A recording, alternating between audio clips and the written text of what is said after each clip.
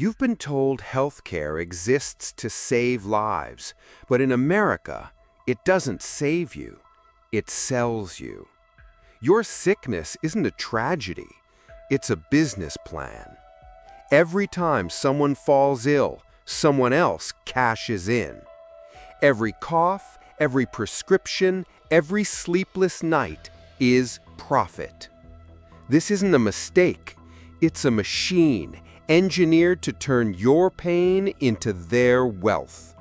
You think medicine is about healing? Think again. Watch closely, because what you're about to uncover will burn every illusion you've ever had about doctors, hospitals, and the pills you swallow. And if illness is worth billions, what do you think happens when you finally get well? Hold that thought, because the truth is far worse. Healing was never the end game. Somewhere, in boardrooms far away from hospital beds, profit quietly replaced compassion, and no one noticed until it was too late. The truth isn't in your medical chart.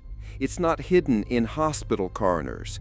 It's carved into corporate boardroom walls, buried in financial statements, and whispered in meetings where life and death are nothing but numbers on a spreadsheet. Decades ago, a silent shift took place. Doctors swore an oath to save lives, but another class of decision-makers swore an oath to shareholders and found something far more valuable than any cure: the endless revenue of managing sickness. In the 1960s, America spent just 5% of its GDP on healthcare. Hospitals were local, community-driven, non-profit. The focus was healing, not quarterly reports. Fast forward to today, healthcare swallows 18% of the nation's wealth. Trillions vanish every year, yet millions remain uninsured, untreated, broken.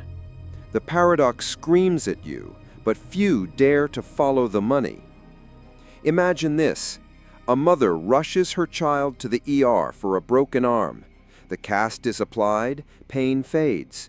She breathes, thinking it's over. Then the bill arrives.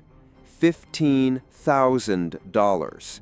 Hundreds for an X-ray, another charge for the bandage. Even the waiting room has a price tag, billed per minute. Here, price isn't tied to cost. It's tied to how far they can push you before you break. This shift wasn't an accident. It was designed. In the 1970s, subtle policy tweaks opened the gates. Corporations moved in, swallowing nonprofit hospitals, erasing community boards, and replacing them with profit margins. Every stitch, every scan, every pill became an asset, not a step toward healing, but a tool for monetization. Healthcare had found what every other industry dreams of: infinite demand. There will always be sickness, there will always be fear, and fear pays better than anything else. You've heard it. The US has the best healthcare in the world. But how can that be true when the country spends more than any other, yet ranks 68th in life expectancy? Why do Americans pay more for worse outcomes? Who really benefits from this structure? Follow the money. You'll see it winding through mergers, lobbying, and documents no one wants you to read. A hospital can bill $1,000 for a $5 bag of saline. A single injection costs thousands because they say it can. Behind each inflated number lies a decision, a calculation where your suffering equals someone's profit. This isn't theory. It's a system hiding in plain sight, shielded by laws, wrapped in the language of care. The moment you realize sickness is more profitable than health, the illusions start to crumble. You begin to see the hidden hand in every bill, every unnecessary test, every debt that never should have existed. And here's the question no one dares to face. In a market where illness fuels wealth, what incentive is there to cure? Stay with me, because what comes next will make this look like the opening act. If you believe more people must see this, hit like now. The more light we shine, the harder it becomes for this machine to operate in the shadows. Because this is just the surface. Beyond this first layer is something far darker. When your body becomes a marketplace, what is the real price of your next heartbeat? Health was once sacred, a mission, a promise society owed to every citizen. But that promise was rewritten, not on public stages, but in contracts signed in silence, in laws sculpted by hands dripping with lobby money, and in boardrooms where suffering became a line item. Today, healthcare isn't a service, it's a marketplace. And in this marketplace, your body is the product. This transformation didn't explode overnight. It spread like a shadow, quietly, slowly. One law here, one merger there. In the late 20th century, community hospitals were absorbed into national chains. Pharmaceutical firms grew into empires. Politicians, fed by billions in lobbying, rewrote the rules to ensure one thing: profit over people. The numbers tell the story. In 1980, the average American spent $1,100 per year on healthcare. Adjusted for inflation, that should be $3,500 today. Instead, it's over $12,000. Did treatments get 12 times better? Did hospitals suddenly provide 12 times more care? No. The system simply learned how to charge 12 times more, hiding the theft behind a maze of billing codes and legal loopholes. Every link in this chain was redesigned to extract. Your hospital room isn't just a room, it's a revenue unit. The medicine you take isn't just a cure, it's an asset priced to squeeze every last dollar.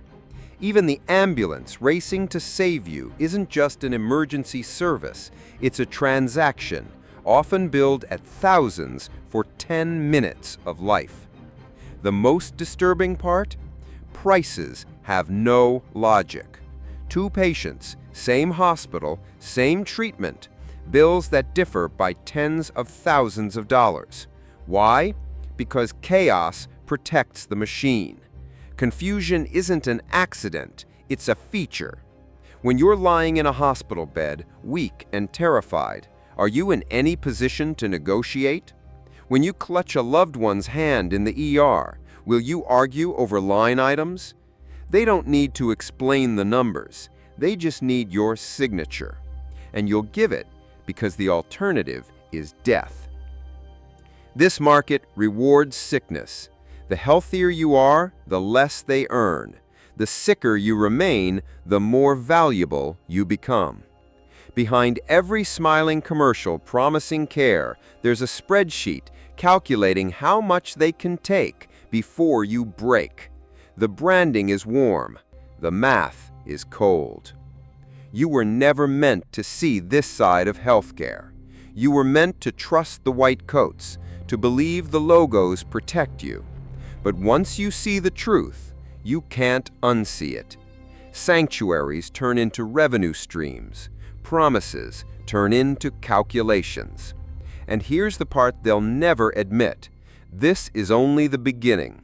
Markets crave growth. Profits demand expansion. And when pain becomes currency, how far will they go to protect their wealth?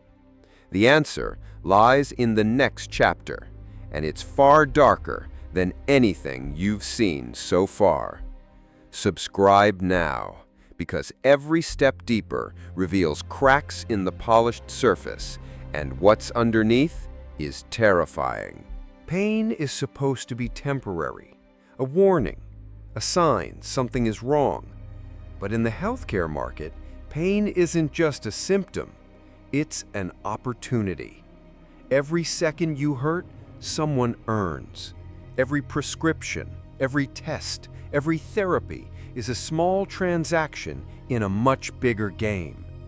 Instead of eliminating pain, the system learned to manage it, just enough to keep you coming back. Not to cure, to control, to keep you dependent. Chronic illnesses became gold mines. Conditions that could have been prevented early, allowed to progress. Why? Because the treatments that follow are far more profitable. Look closer at the simplest items. A dose of pain medication that costs cents to make is billed at hundreds. A bag of saline, just salt and water, can cost you $1,000. These absurd prices are just the surface. The real money is in creating dependency, not on one product, on the entire system. Pain is marketable. It fuels consumption. It drives prescriptions that turn into lifelong routines. Entire industries were built on this principle.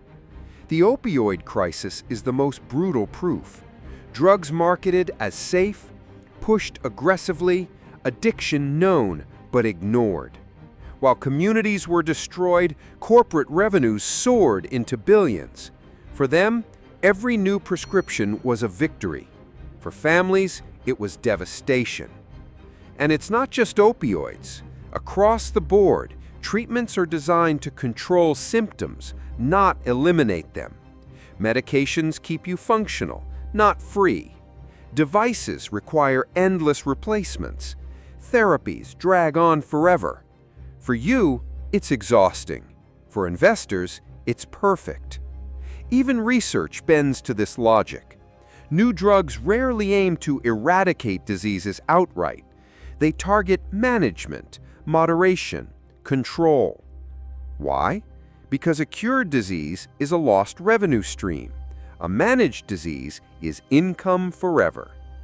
When the system values keeping you just well enough to function, but never fully healed, what does that say about the motives behind every treatment?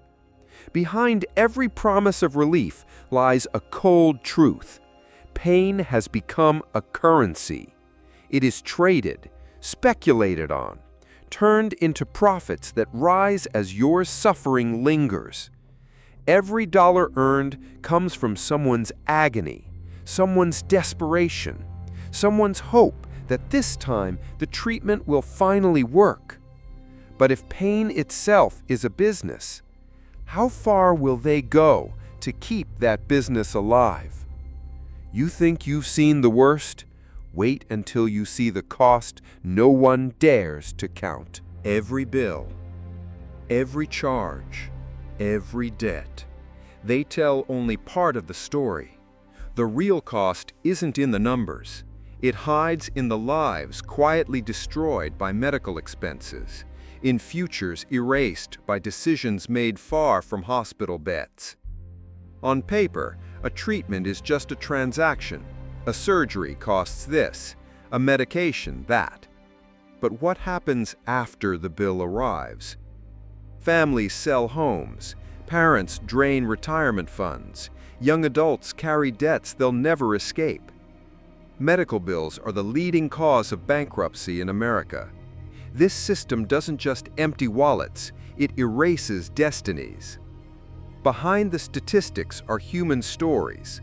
A father working 3 jobs to keep his child alive, a mother choosing between medicine or keeping the lights on, patients skipping appointments because they can't afford another bill. These aren't exceptions, they're the rule. The emotional cost is worse. Illness drains the body, debt crushes the soul, families collapse under stress, hope fades. The system doesn't just take money, it takes peace, it takes stability, sometimes it takes the will to live. The shadow stretches across generations. Children grow up under medical debt, opportunities vanish, dreams are postponed, sometimes forever. And the machine thrives on this silence. Shame protects it. People suffer quietly, blaming themselves. The quieter they stay, the more it takes. At the top, the numbers tell a different story. While ordinary people drown, corporate profits hit record highs. Executives celebrate. Shareholders collect bonuses. Success is measured not in lives saved, but in money extracted. The gap between those who pay and those who profit has never been wider. This is the cost no one sees: broken families, lost futures, silent suffering. It's the fuel that powers this engine of profit, and they hope you never see it. But there's one question this system cannot escape forever. What happens to a society that treats health as privilege, pain as commodity, and life itself as something to be sold? The answer is already here, written in millions of broken lives. You just need to look closely. Once you do, you'll understand. This isn't just a market, it's a machine that consumes everything in its path. The mask has slipped. The numbers, the policies, the profits, they all point to one truth.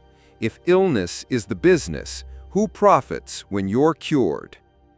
And this leads to the final revelation, the business of pain itself. Now you've seen the gears turning behind the curtain, how a promise of care became an industry of control, how sickness turned into a product, how pain became currency, and how healing became the least profitable outcome. This isn't a broken system, it's a perfectly designed machine. Every policy, every hidden fee, every inflated price, they all serve the same master: profit at any cost. For decades, they counted on you not noticing the pattern, on you believing every charge was necessary. But now, you see it. And once you see it, you can't unsee it. This isn't about numbers, it's about lives. Lives shaped, controlled, destroyed by a system that thrives when you suffer. As long as this market stands, the question remains: if curing you means losing money, what incentive is there to make you well? If this investigation opened your eyes, hit like now. The more this truth spreads, the harder it becomes for them to hide. And subscribe to Bull Secrets, because the deeper we go, the darker it gets. And the next secrets we uncover will change the way you see everything. The business of pain is real, and this is only the beginning.